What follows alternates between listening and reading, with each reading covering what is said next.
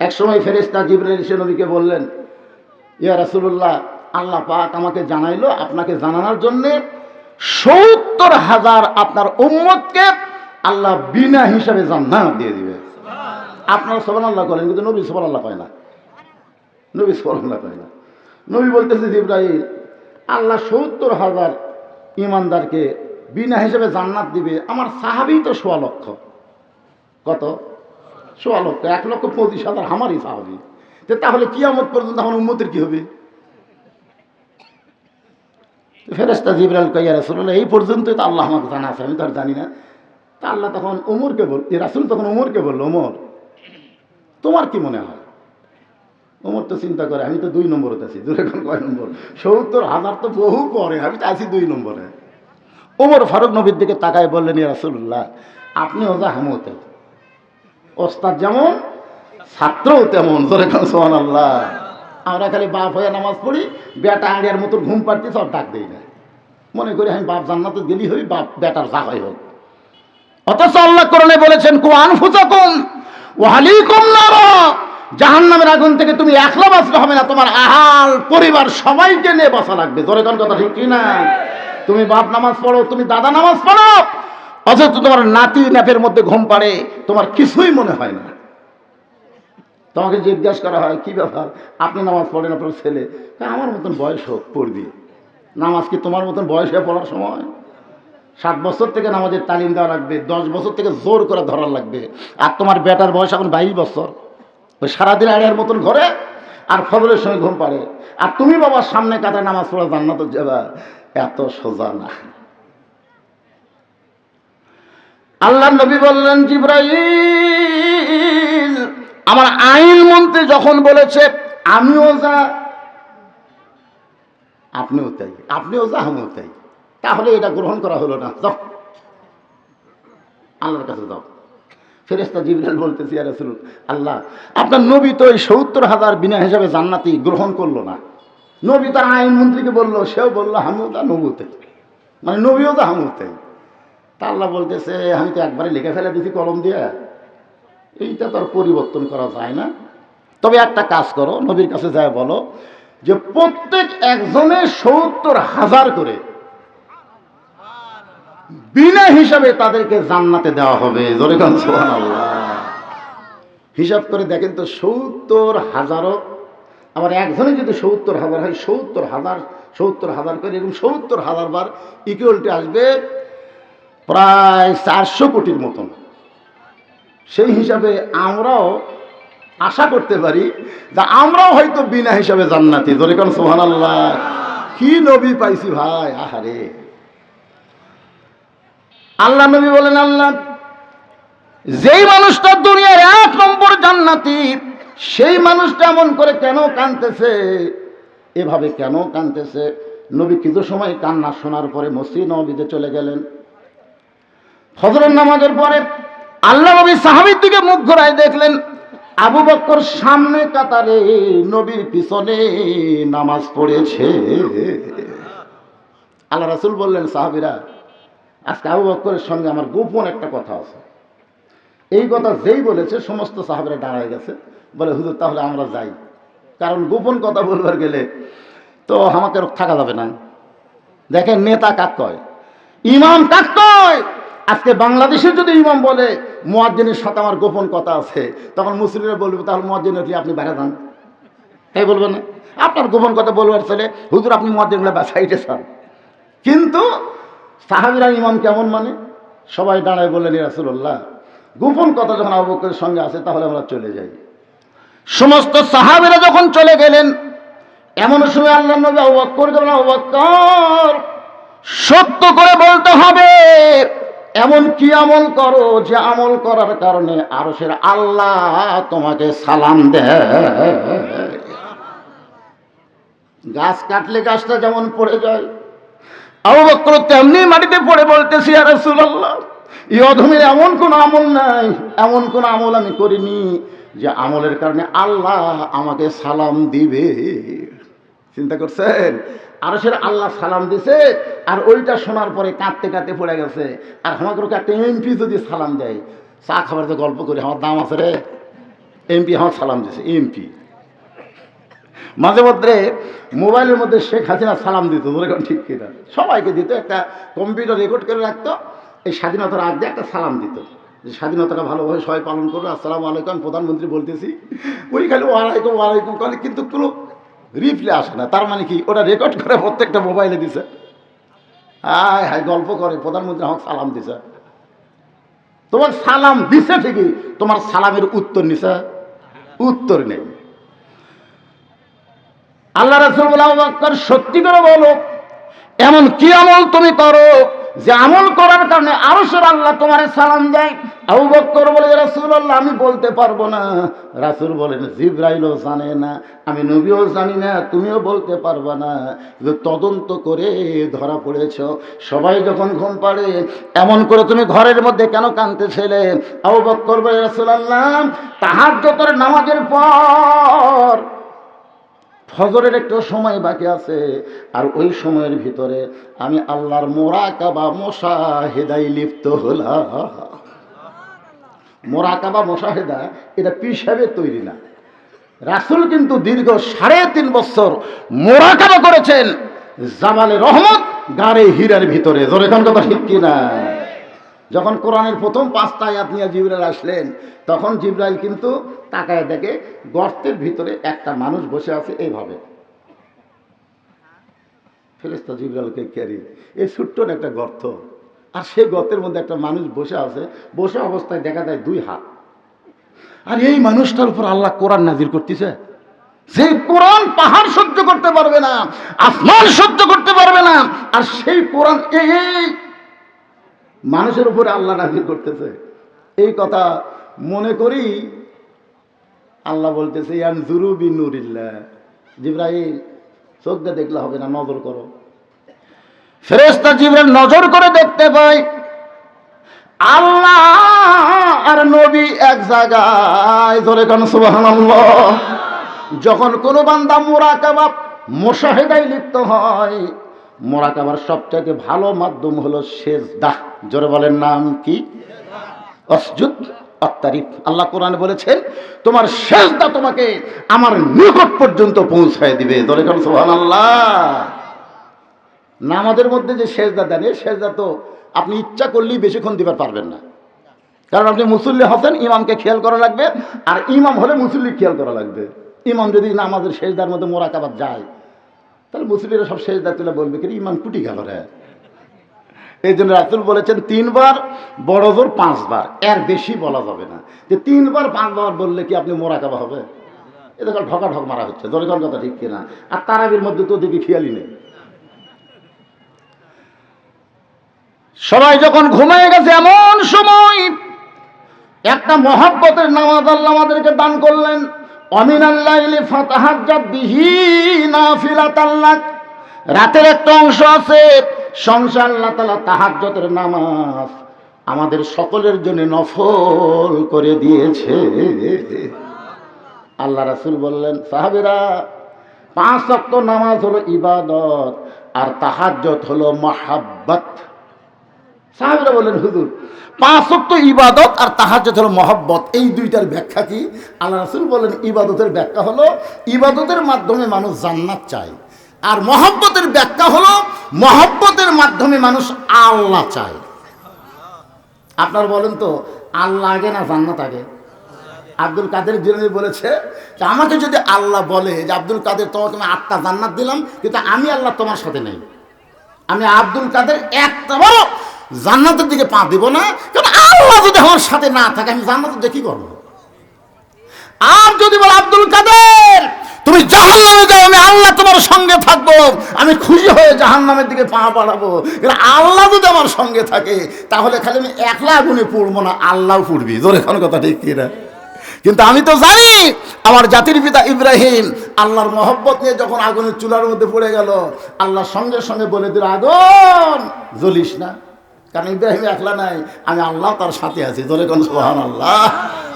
কুল্লা ইয়া নারু কুনি বারদাম ওয়া সালামান আলা ইব্রাহিম। এই তাহাজ্জুদের মহব্বতের নামাজ হয় মুরাকাবা। আবু বকর বলে, রাসূলুল্লাহ, আমি মুরাকাবার হালতে দেখতে পাই কে যেন ঘোষণা করতেছে আল্লাহ সবাইকে জান্নাত দিবে, আল্লাহ সবাইকে জান্নাত দিবে, শুধু একজনকে জাহান্নাম দিবে। আমার মনে এত বড় ভয়, ওই একজন যদি আবু বকর হয়। ইয়া রাসূলুল্লাহ, ওর মনে এত বড় ভয়, সবাইকে আল্লাহ জান্নাত দিবে কিন্তু একজনকে জাহান্নাম দিবে। আমার এত ভয়, ওই ভয়টা পেয়ে আমি ছোট বাচ্চার মতন কান্না শুরু করে দিলাম। সঙ্গে সঙ্গে জিবরাইল এসে বললেন, ইয়া রাসূলুল্লাহ, আবু বকরের ভয়ের কারণে আল্লাহ তাআলা বলতেছেন, ইন্না আকরামাকুম ইনদাল্লাহি আতকাকুম, যার অন্তরে বেশি ভয় সে তত সম্মানিত হয়, আর সে আল্লাহ তাকে সালাম দেয়। এখন বলেন, ধর্মমন্ত্রী হিসাবে আবু বকর কেমন? ধর্ম ভিতরে আছে না নাই? কেমন আছে? কোরআন যখন রাষ্ট্র চলবে, এই বাংলাদেশে ধর্মমন্ত্রী যিনি তিনি হতে পারবেন না। ধার্মিক মানুষকে ধর্মমন্ত্রী বানানো হবে। প্রয়োজনে মন্ত্রী শুধু নামাজ পড়বে না, মাঝে মধ্যে নামাজ পড়ানোর যোগ্যতা থাকা লাগবে। জোরে কোন ঠিক কিনা? আল্লামা সাইদি হুজুর যদি জীবিত থাকতো, আল্লাহর কোরআনের আইন চালু হলে তাকেই কিন্তু ধর্মমন্ত্রী বানানো হতো। জোরে কোন কথা ঠিক কিনা? আপনারা বলেন তো, তার মধ্যে ধর্ম কেমন ছিল? খালি ভালো। যত কথা বলে গেছে প্রত্যেকটা কথা অক্ষরে অক্ষরে ফলে যাচ্ছে। জোরে কোন কথা ঠিক কিনা? কিছুদিন আগে আমার এলাকার এক আওয়ামী লীগ নেতা আমাকে বলতে, হুজুর, সাইদি সাহেব আসলে আল্লাহর ওলি। কে রে, এ কথা আগে কইসনি কেন? হুজুর বলবার চাই, কিন্তু দলের চাপ তো বলে পারি না। আসলে আওয়ামী লীগের মধ্যেও শতকরা 90% আওয়ামী লীগ সাইদি হুজুরকে খালি ভালোবাসে না, তার যে কোনো অপরাধ নাই এটাও তারা বিশ্বাস করে। শুধু ভারতের মালওয়ানের বাচ্চারা হাসিনাকে চাপ দিয়ে ইসলামী আন্দোলনের সিংহ পুরুষকে অন্যায়ভাবে ফাঁসির কাস্টে নিয়ে গেছে। জোরে কোন কথা ঠিক কিনা? যে কয়জনকে ফাঁসি দেওয়া হয়েছে তদন্ত করে দেখেন, তারা কোনো অপরাধের সাথে জড়িত না। বাংলাদেশে আল্লাহর কোরআনের আইন চালু করতে দেবে না বলে ভারত এরকম ষড়যন্ত্র করে। কারণ কি জানেন? কারণ কোরআন দিয়ে যখন বাংলাদেশ চলবে, তখন ভারতের দিকে বাংলাদেশ তাকাবে না, আমেরিকার দিকে বাংলাদেশ তাকাবে না, কোনো দেশের দিকে বাংলাদেশ তাকাবে না। বাংলাদেশ তাকায় থাকবে আমরা আল্লাহর দিকে। জোরে কোন কথা ঠিক কিনা? এখন আমরা তাকে আছি, ভারত যদি বন্ধ করে দেয় আমরা খামো কিনা? ফেরে পাগলা, তোমার ইমানই নেই। ভারত বন্ধ করে দিলে কি খাবা? ভারত কি দিবি? যদি আমরা আল্লাহর মুখাপেক্ষী হই, তাহলে আল্লাহ ভারতের জন্য রেজেক বন্ধ করে দিবি। জোরে কথা ঠিক কিনা? যেদিন থেকে ভারত চিনি বন্ধ করছে, আলু বন্ধ করছে, পেঁয়াজ বন্ধ করছে, আপনারা দেখেন তো বাংলাদেশে সেদিন থেকে দাম বাড়িয়েছে না কমিছে? কথা কয় না বাড়ে। তার মানে ওমা মিন দাব্বাতিন ফিল আরদি ইল্লা আলাল্লাহি রিজকুহা। এই আয়াতের ব্যাখ্যা হলো, পৃথিবীতে এমন কোনো বিচরণশীল প্রাণী নাই যার রিজেকের ব্যবস্থা আল্লাহ করেনি। আর আল্লাহ কোরআনে বলেন, ফালিয়াবুদু রব্ব হাযাল বাইত আল্লাযী আত'আমাহুম মিন জু'ইন ওয়া আমানাহুম মিন খাউফ। আল্লাহু আকবার। আল্লাহ বলতেছেন, ওই ঘর মানে কোন ঘর? আল্লাহর কাবা ঘরের মালিকের তোমরা গোলামি করো, নামাজ পড়ো, আমি আল্লাহর সাথে সাথে তোমাদেরকে 2টা পুরস্কার দিব। 1 নম্বর পুরস্কার হলো, ক্ষুধা তোমাদের থাকবে না, তোমাদের দারিদ্র থাকবে না, তোমাদের রিজেকের সমস্ত পেরেশানি আমি আল্লাহ তাআলা দূর করে দেব। ও আমানাহুম মিন খাউফ। ভারত তোমাদেরকে দখল করবে, আমেরিকা তোমাদেরকে দখল করবে, এই ভয় থেকে আমি আল্লাহ পুরোপুরি তোমাদের নিরাপত্তা দেব। ওদের অ্যাটম বোমা থাকতে পারে, তোমাদের ঈমান থাকবে, ঈমানের কাছে কোনো অস্ত্র কুলাবে না। জোরে বলেন কথা ঠিক কিনা? একটা অস্ত্র কুলাবে না। ঈমানের কাছে অস্ত্র ফুটবি? আরে ওরা ইসরায়েলকে এমন একটা অস্ত্র দিল যে ফিলিস্তিনের ছোট বাচ্চাকে টার্গেট করে গুলি করবে, কোনো সাউন্ড হবি না, বুঝবারই পারবি না। মায়ের কোলে বাচ্চা আছে, মা গুলি লাগবে না, সন্তানকে গুলি লাগে বুক পুড়ে যাবে। আল্লাহ বলে, ও আমেরিকা ইসরায়েলকে সহযোগিতা করে ফিলিস্তিনের বাচ্চাদেরকে পুড়াচ্ছ, আমি আল্লাহ ইচ্ছা করলে গোটা আমেরিকা পুড়াই দেবো। জোরে কোন কথা ঠিক কিনা? আপনার বলেন তো, পোড়া শুরু হয়নি? কথা বলেন না, পোড়া শুরু হয়নি? পানি দিয়ে বহু কিছু দিয়ে যখন আগুন থামছে না, তখন মুসলমানের কাছে গিয়ে বলতেছে ভাই তোমরা আজান দাও রে, এই সময় আজান না দিলে আগুন থামবি না। কারণ ঠেলা পড়লে আর অ্যাটম কুলাই না, আর হাইড্রোজেন কুলাই না, আর ভগবান কুলাই না, আর ঈশ্বর কুলাই না, গড কুলাই না, একমাত্র আল্লাহ। জোরে বলেন কথা ঠিক কিনা? সে আল্লাহর প্রতি পরিপূর্ণ আস্থা এবং বিশ্বাস রেখে এই মুহূর্তে একটা তাকবীর দেওয়া লাগবে। পারবেন আপনারা? লিল্লাহে তাকবীর। আসলে হয়েছে আলহামদুলিল্লাহ। আপনাদের এলাকায় সন্ধ্যার সময় মাহফিল করতে ভয় পায়। আপনারা বলেন তো এই সময় মানুষ কম না বেশি? এইবারে এলাকার কোনো মাহফিল হয়নি? হয়েছে না হয়নি? রাতের বেলা মানুষ কেমন হয়েছে?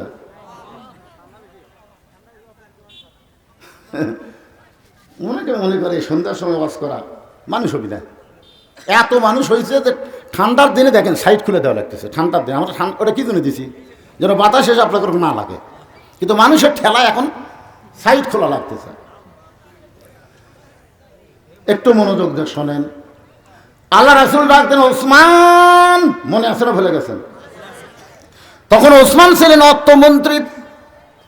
রাসূল ওসমান, আল্লাহ তোমাকে এত সম্পদ দান করেছে, আল্লাহ তোমাকে এত সম্পদ দান করেছে, আর তোমার ভাইটা আজকে 3 দিন হলে না খেয়ে আস। কি সম্পদের মালিককে? ওসমানকে রাসূল বললেন, ওসমান আল্লাহ তোমাকে কত সম্পদ দিয়েছে তার হিসাব আছে?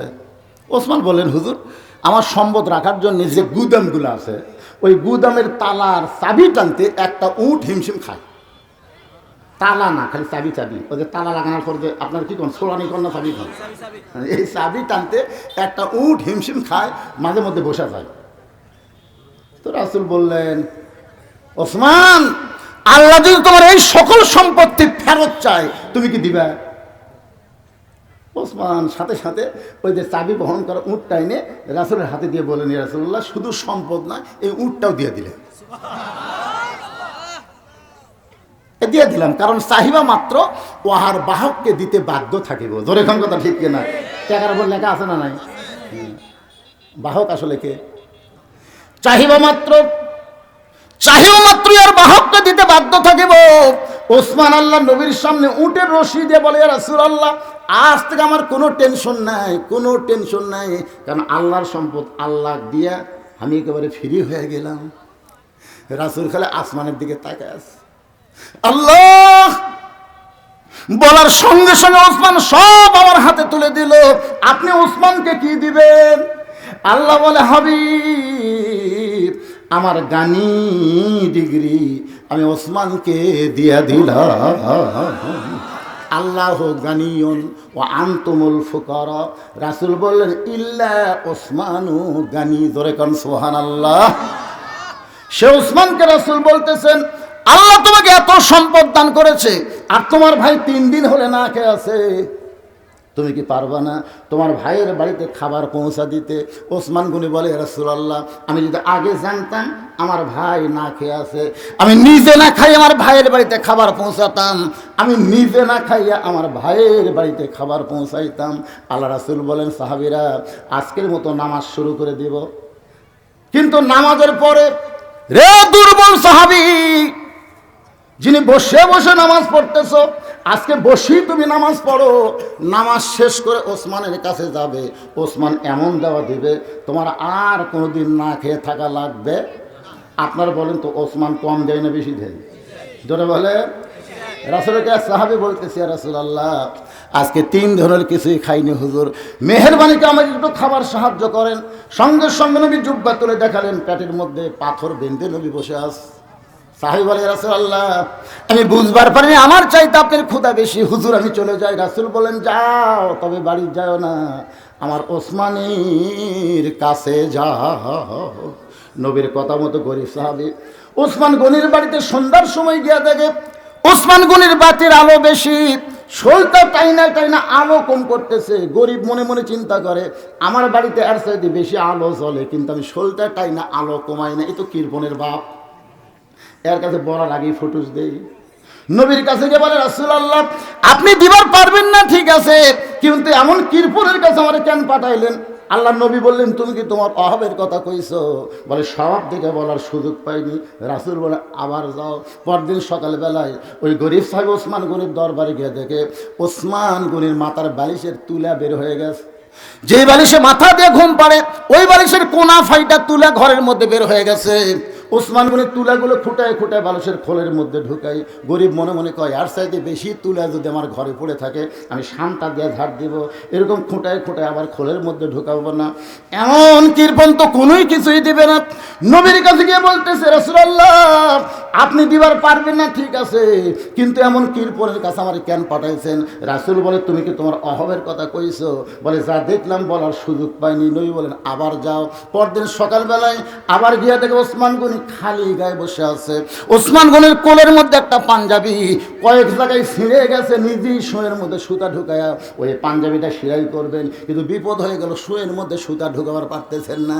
সুতা এই দিকে যায় এই দিক দিয়ে যায়, কিন্তু শোয়ের ছিদ্রের মধ্যে সুতা যায় না। গরিব ডাক্তার, ওসমান ভাই আমি যদি সুতাটা শোয়ের মধ্যে ঢুকাই দেই, মনের মধ্যে রাগ ঢুকছে, ইচ্ছা করলে 1000টা নতুন পাঞ্জাবি বানাবার পারবে, আর নিজে ছেঁড়া পাঞ্জাবি সেলাই করবে। আল্লাহর কৃপণ কে আছে? রাগ করা বলতেছে, ভাই আমি যদি কামটা করে দেই। ওসমান গনি বললেন, মারহাবা, আসো। শুয়ের মধ্যে যেই মাত্র সুতা ঢুকাই দিছে, ওসমান গনি খপ করে হাত ধরে বলতেছে, ভাই যান আমার এত বড় উপকার করলেন, এর বিনিময়ে আপনি কি চান? হাতটা ছেড়ে দেন, ছেড়ে দেন, চলে যাই। ওসমান গনি বললেন, না, এত উপকার করার পরে তোমাকে খালি হাতে ছাড়বো না।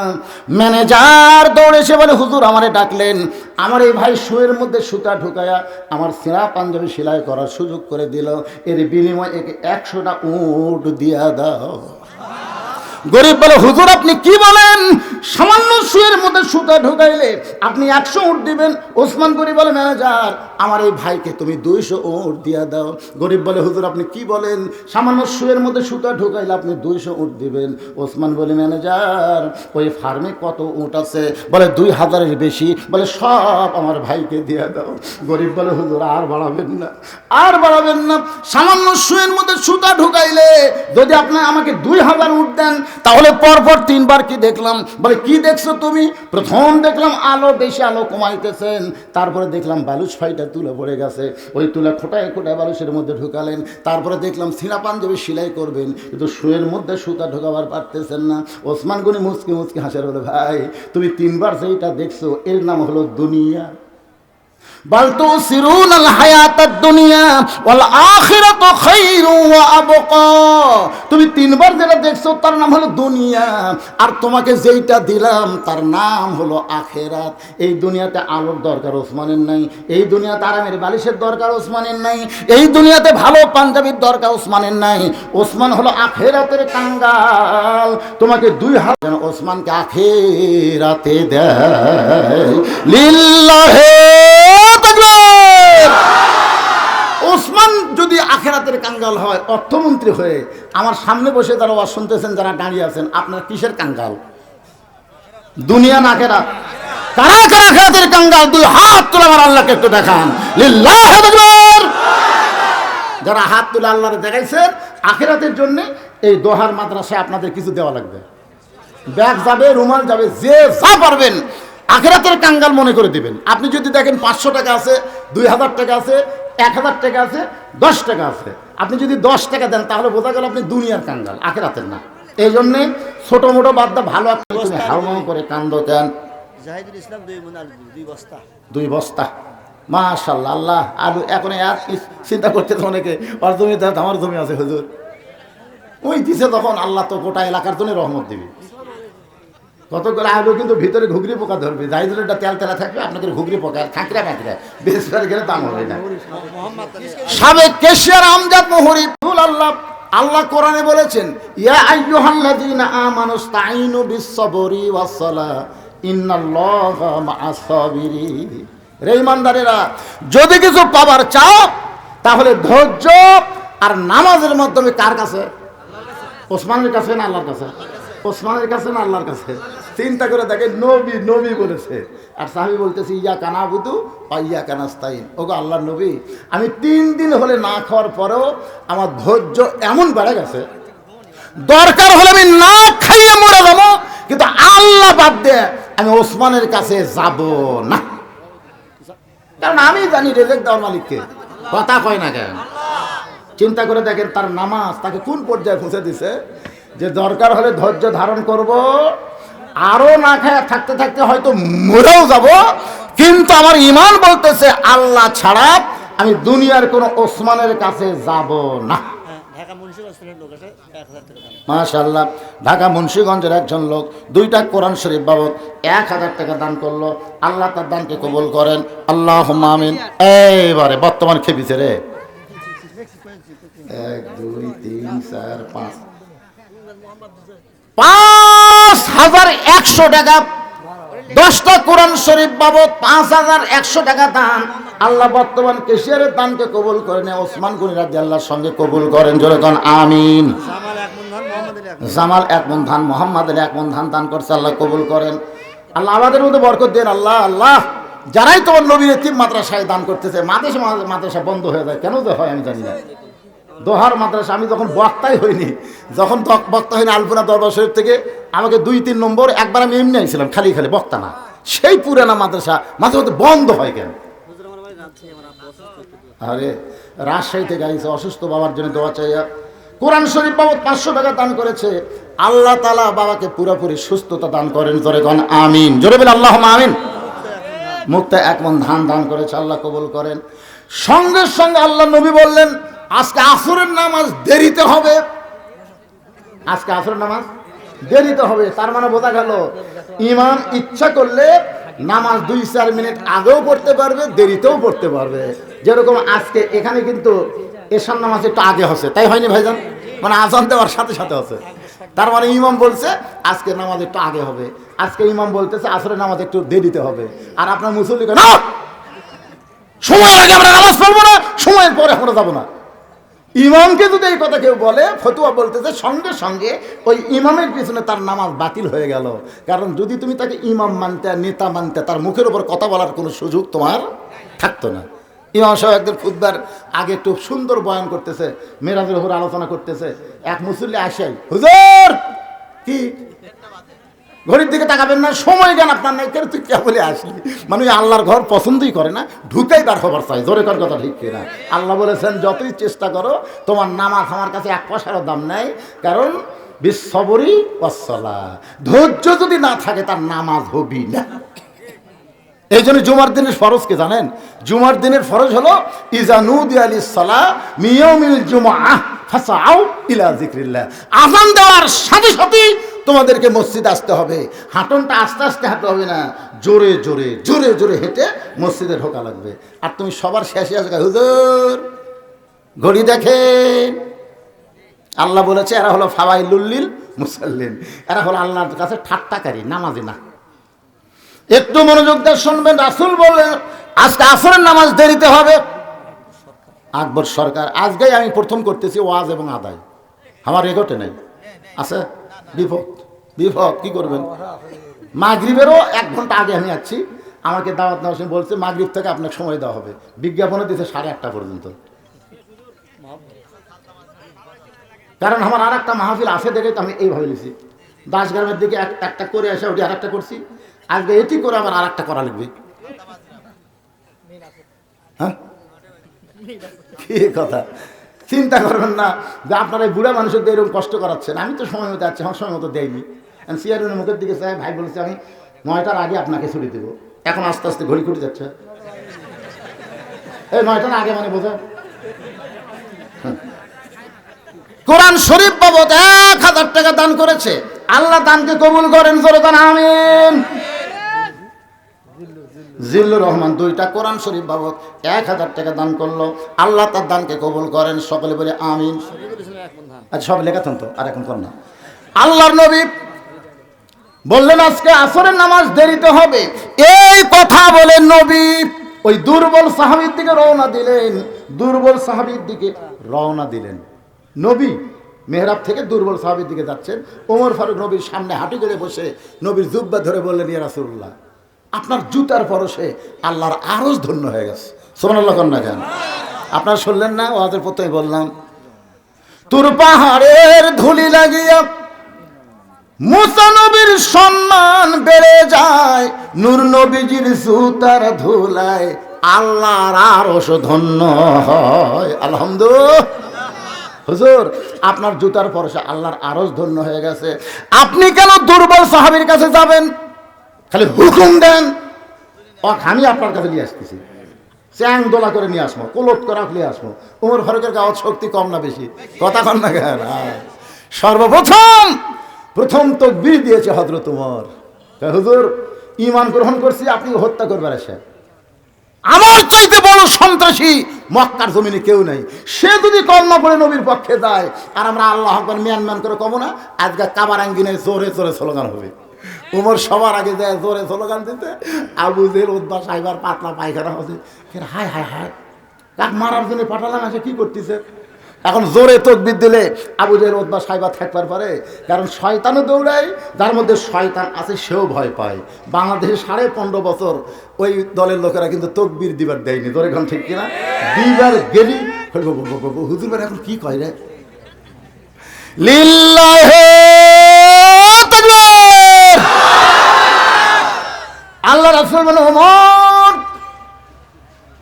শুধু দুর্বল সাহাবীকে তাকায় দেখো না, শুধু দুর্বল তাকায় দেখো না, আমি নবী কি জন্য যাচ্ছি তুমি বুঝবার পারতেছো না? নবী তাকায় দেখে পিছনে একজন সাহাবী দাঁড়ায় আছে। রাসূল বলেন, এজলেস, বসো বসো। সাহাবী বলতে, হুজুর আমি একটা রাখাল সাহাবী, আপনার পিছনে এসে নামাজ পড়তে দেরি হয়ে যায়, কারণ উট দুম্বা চলাতে চলাতে যে আজান শুনে দৌড় দেয়, আসা দেখি মসজিদ ভরে গেছে, বারান্দা ভরে গেছে, এখানে শেষ কাতারে আপনার পিছনে নামাজ পড়লাম। তো আসরের নামাজের পর আপনি যখন কিছু বলতেছিলেন আমি দূরে বসেও শুনবার পাই, কিন্তু আপনার পবিত্র চেহারা ঠিক মতো দেখবার পাই না। এই জন্য হুজুর একটু দাঁড়িয়ে আপনার সোনার চেহারা দেখে আমার কলিজা ভরে যাচ্ছে হুজুর। এই কথা রাখাল যেই বলেছে, রাসূল বলাই তোর মাঝখানে রাস্তা করে দাও, মাঝখানে রাস্তা করে দাও। সমস্ত সাহাবী নড়ে সরে রাস্তা করে চিন্তা করতেছে, আল্লাহর নবী হয়তো রাখালকে বলবেন আয় আয়, কিন্তু নবী রাখালকে না ডাক দিয়ে বরং নবী রাখালের কাছে গিয়ে কপালে একটা চুমু দিয়ে বুকের মধ্যে নিলেন। এই হাদিসটা ইমাম মালিক চয়ন করে বলতেছেন, পৃথিবীর যেখানেই তুমি থাকো না কেন, তুমি যদি নবীর দরুদ বেশি বেশি আমল করো, নবীর সুন্নত আদর্শ যদি গ্রহণ করো, নবীর প্রেম যদি তোমার কলিজার মধ্যে থাকে, তোমাকে মদিনায় যাওয়া লাগবে না, মদিনার নবী তোমার ভাঙ্গা বাড়িতে এসে দেখা দিবে। ওমর দুই চোখে শুধু দুর্বল সাহাবী তাকায় দেখো, একবার নজর করো, ইত্তাকু ফিরাসাতাল মুমিনিনা ফাইন্নাহু ইয়ানজুরু বিনুরিল্লাহ। ওমর ফারুক দুই চোখ বন্ধ করে তাকায় দেখে ওই সাহাবীর ভিতরে এমন একটা পাওয়ার, যে পাওয়ারে কাঁপতে কাঁপতে ওমর ফারুক পড়ে গেলেন। সাহাবীরা বলল, ইয়া রাসূলুল্লাহ ওমর ফারুক পড়ে গেল, আমরা কি তার হুঁশ ফেরাবো? রাসূল বলেন, নিজে নিজে হুঁশ ফিরে পাবে। এক সময় ওমর ফারুক হুঁশ ফিরে পেলেন। রাসূল বলেন, ওমর তোমার মতন শক্তিশালী মানুষ যাকে চ্যাং দোলা করে আমার কাছে নিয়ে আসবার চাইলা, তার দিকে তাকায় তুমি এভাবে কাঁপতে কাঁপতে পড়ে গেলে। ওমর ফারুক বলে, রাসূলুল্লাহ আমি নজর করে দেখি ওই দুর্বল সাহাবীর ঈমানের পাওয়ার এত বেশি। রাসূল বললেন, কত বেশি? ওমর ফারুক বললেন, আসমানের সূর্যকে যদি মেঘের মধ্যে লুকায় দেওয়া হয়, আর ওই দুর্বলের ঈমান যদি সূর্যই দাগায় দেওয়া হয়, ওই সূর্যের চাইতেও বেশি আলো হবে। আর এই পাওয়ারটাই কেবলমাত্র নামাজের মাধ্যমে অর্জন হবে। কার মাধ্যমে হবে? ইন্না সালাতা তানহা আনিল ফাহশাই ওয়াল মুনকার। একমাত্র নামাজই পারে মানুষকে যাবতীয় খারাপি ফাহিশা থেকে বাঁচাই দিতে। আগামীতে আমরা বাংলাদেশে এমন একটা দলকে ক্ষমতায় দেখতে চাই, যেই দল সংসদে গিয়ে সবার আগে নামাজ কায়েমের বিল পাস করবে। জোরে কোন কথা ঠিক কি না? এমন একটা দল আমরা দেখতে চাই। এখন কোন দল গেলে নামাজের কায়েমের বিধান পাস করবে, এটা আপনারা মনে মনে চিন্তা করে তারপরে ডিসিশন নেবেন। কারণ আল্লাহ কোরআনে বলেছেন, আল্লাযীনা ইম্মাক্কান্নাহুম ফিল আরদ, পৃথিবীর মধ্যে এমন আল্লাহ কোরআনে বলতেছেন, আল্লাযীনা ইম্মাক্কান্নাহুম ফিল আরদ, পৃথিবীর মধ্যে কোনো মুসলমানকে যখন ক্ষমতা দেওয়া হবে, ওই মুসলমান ক্ষমতার চেয়ার পাইয়াই তার 1 নম্বর দায়িত্ব হলো আকামুস সালাত, নামাজ কায়েম করা। আজকে আমাদের যে ছেলেরা আপনারা এখানে মাগরিব এশার নামাজ পড়লেন আর বাহিরে হইচই করলো, যখন নামাজ কায়েমের বিল পাস হবে হইচই করার টাইম আছে?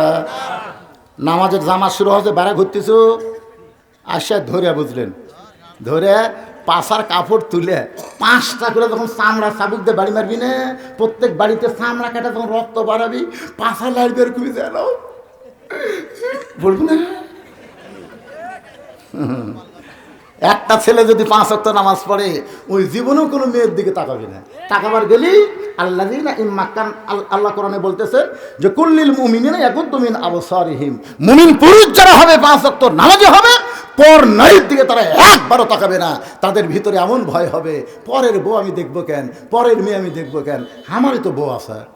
যত দেখা লাগবে তাকে থেকে দেখবো, দেখা আর সোয়াব, দেখা আর সোয়াব। নিজের বউ দেখলে সোয়াব, পরের বউ দেখলে পাপ। এই জিনিসটা অন্তরের মধ্যে আল্লাহ তাআলা জাগরণ সৃষ্টি করে দিয়ে। ভাইজান, আমি যতটুকু আলোচনা করতে চাইছিলাম হয়তো ততটুকু পারলাম না, যে সময় নিয়েছিলাম সে সময় আমি পাইলাম না। কি করব, সামনে একটা মাহফিল থাকার কারণে আজকের মতো এখানে আলোচনা শেষ করতেছি। সবাই ইস্তেগফার পড়েন। আস্তাগফিরুল্লাহ রব্বি মিন কুল্লি জামবি ওয়া তুবু ইলাইহি, আস্তাগফিরুল্লাহ রব্বি মিন কুল্লি জামবি ওয়া তুবু ইলাইহি, লা হাওলা ওয়ালা কুওয়াতা ইল্লা বিল্লাহিল আলিয়্যিল আযীম।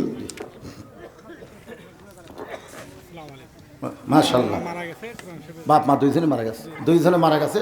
বাপ মা রুহের মাগফিরাতে 2টা কোরআন শরীফ বাবদ 1000 টাকা দান করেছে। আল্লাহ বাপ মার কবরকে জান্নাতের টুকরা বানায় দিক, সকলে বলে আমিন। কিছু বলবেন না? ওরকম করলে হবে না, মাহফিল আছে, এরকম হবে। আপনার সাথে সম্পর্ক নষ্ট হয়ে যাবে। আসসালামু আলাইকুম।